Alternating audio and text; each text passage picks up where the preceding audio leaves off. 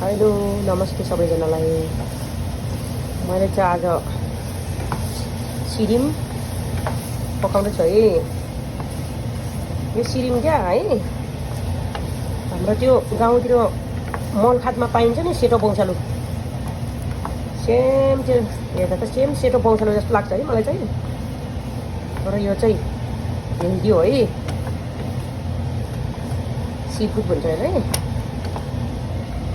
अरूले कसरी पकाउनुहुन्छ है, यो पकाउने मलाई अलि आइडिया आएन क्या।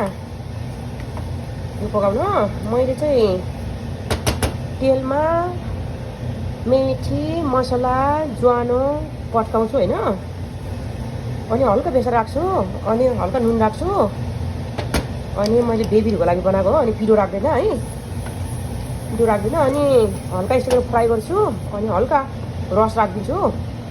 यसो गरेर बनाउँछु क्या मैले बच्चाहरूलाई बनाउँदा। अनि मलाई चाहिँ खास यो एक्ज्याक्ट के गरी बनाउँछन् है, मलाई अहिले आइडिया छैन क्या। यदि साथीहरूलाई आइडिया छ भने मलाई कमेन्टमा लेखिदिनु न है, कसरी बनाउनुहुन्छ तपाईँहरूले। म चाहिँ खास बच्चाहरूले खुवाउन बनाएको हो है। यस्तो गरेर भुट्छु, अनि त्यसपछि हल्का सुप राखिदिन्छु क्या।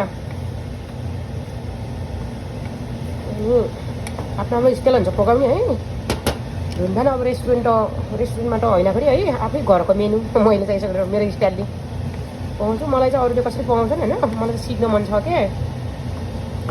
युट्युबहरूमा खोजेको खासै स्पेसिफिक भेटेन है। अनि चाइनिजहरूले चाहिँ सुपमा नुडल्सहरूमा सुपहरूमा हालेको देखेछु, त्यतिको माथिबाट फक्कै हालेको देखेछु है। मैले चाहिँ कसरी बनाउने अलि मेरो आइडिया छ। मेरो मेनु चाहिँ यस्तै हो ल, यस्तैमा सुप हाल्छु, अनि यस्तो पाक्छ,